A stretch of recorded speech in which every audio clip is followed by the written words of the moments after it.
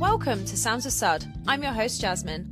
This podcast is for all the music lovers and anyone that wants to learn more about working in the music industry. Bringing you interesting insights and wild stories from DJs to festival organisers, we talk to all of the people behind the scenes that make the magic happen. So make sure to hit subscribe and I'll see you on the dance floor. Hello, KIRK and MÖRO. How are you doing? How are you? Good. Yeah. Good. Welcome to Australia. What day are you on right now? Oh, jeez. I haven't a clue. We're in around 2 weeks since we landed, so Yeah. the jet lag's worn off. And you got to Sydney yesterday. We flew in there. The plane was a bit delayed, like maybe by an hour or two, but we got there in the end and we went straight to bed and we got inside and yeah, we're ready to go today. Nice. Where were you before Sydney? What was this last stop? Perth. We were in Perth for 6-7 days. Yeah, in Perth for a week. Mero knew a rake of Irish people out there, so they were sound enough to have us in the gaff. And yeah, Perth was fun. Very hot Really though. fun. We were lots of friends, so it was more of like a home away from home. So Yeah. we done lots of all the fun activities. Did a load of things and we did it right. And the gig was cool too. We had a gig there this day last week, and we finished up at like 5 o'clock in the morning, so it was hectic enough, but it was kind of weird leaving the club when it was bright because us Irish aren't really used to that, to be honest with you. But And you both got some nice fair skin as well. So how you doing with the Aussie sun? oh, First day we were like, let's go for a walk on the beach. Sat out for like an hour. We just walked back, thought nothing of it. And we were all like, we had a bit red. We were all looking at each other. We were all just so red. We yeah, couldn't even sleep that the Gold Coast kind of ruined us, to be honest. We went to the beach, as I said. We learned our lesson that day. Though. Yeah. We were in bed for like 3 days, just dying, like crisped up, like what? Yeah. There's a jet lag as well. So. Yeah. I think every Irishman has done it. My boyfriend is Irishman and he's got very fair skin. So I'm like the sun cream police around him. Oh. And we went to Byron a few years ago and one of our friends, Kev, who's a redhead, he fell asleep in the pool and he was blistered. Yeah. So I get it. It's not fun. Yeah. You, Afraid of blistering because that doesn't look. yeah, you learn the hard way over here, trust me. Yeah. But once you've done it once, hopefully you shouldn't do it again. Yeah. Anyway, so musically, what I must say, why are you guys doing 3 shows in Melbourne and only 1 in Sydney? I don't know. It's just kind of the way it worked out, really.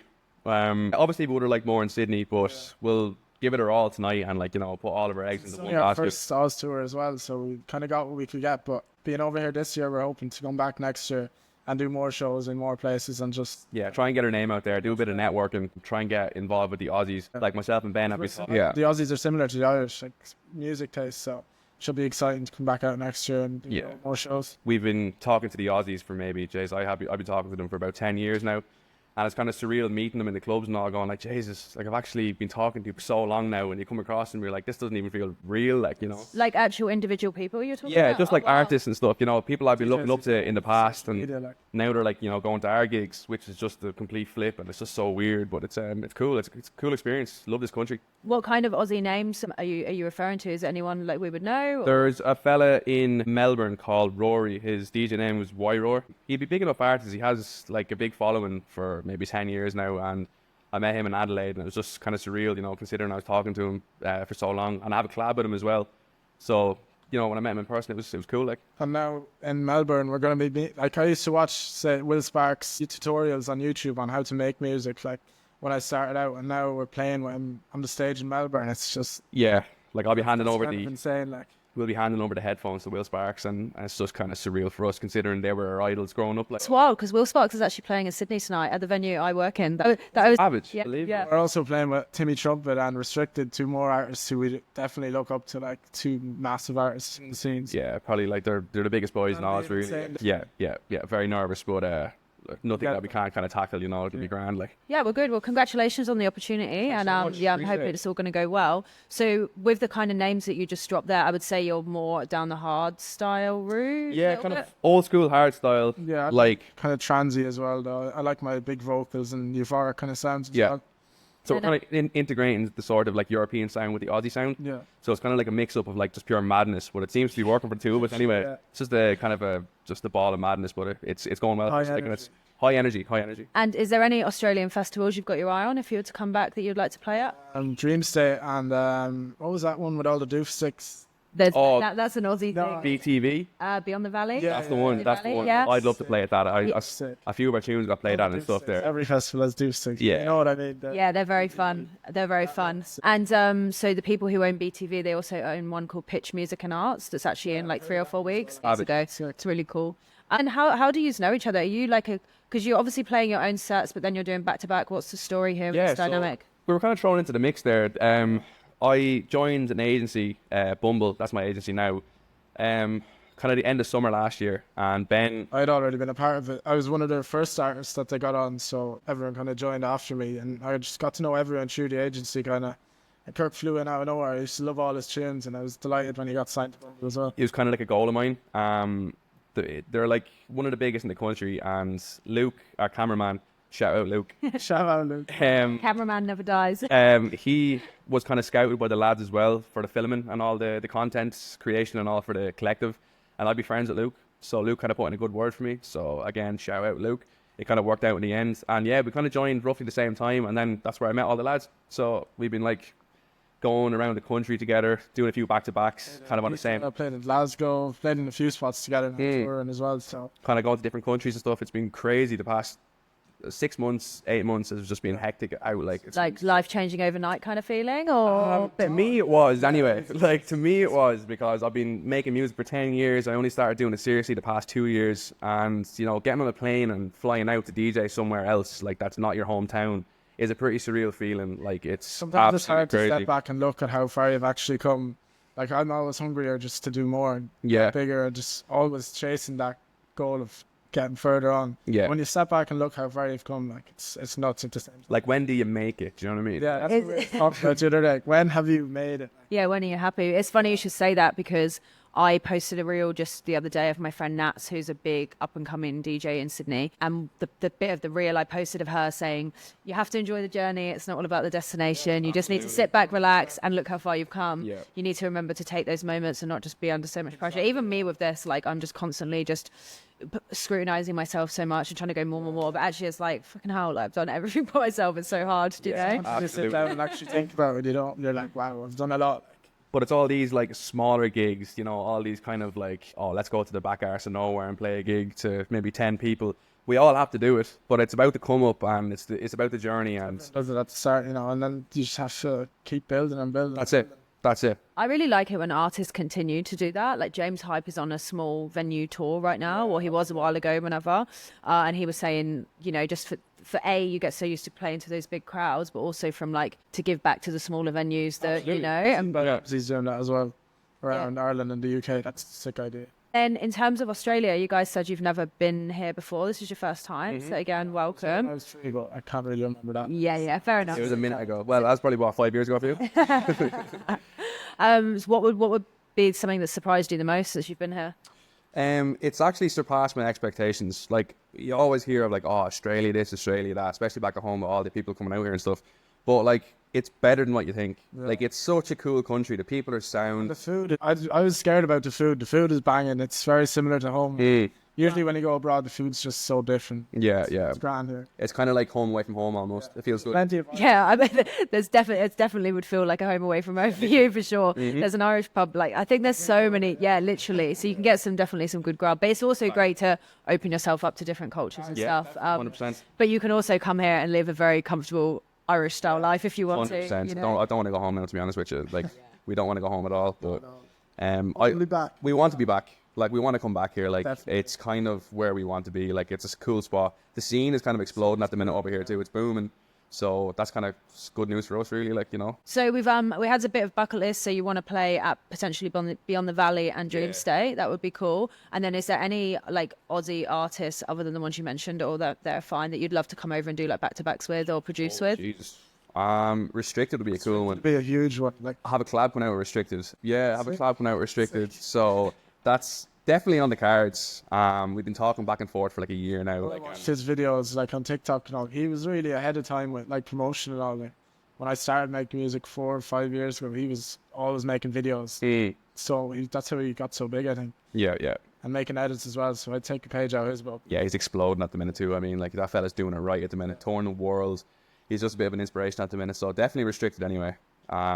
But yeah, even the older boys like Will Sparks and the OGs. Literally the lads we're playing with. Yeah, like they are we're playing with them. I mean, like, I can't really say much more. Yeah, we're buzzing as it is, but yeah. There's also loads of like smaller DJs coming out of Australia, like 3 a.m. disco. Friends 3 a.m. disco. Don't know where he's even from, but He's under the same agency as me, and we're both actually playing at Tomorrowland this year. So that's like a huge milestone for us. Yeah, absolutely insane. It's absolutely massive. Congratulations. That's very exciting. So that's in European summer, I assume. It's in June. I think it's June. Yeah. Yeah, June. nice. Cool. Anything else on the Aussie side of things?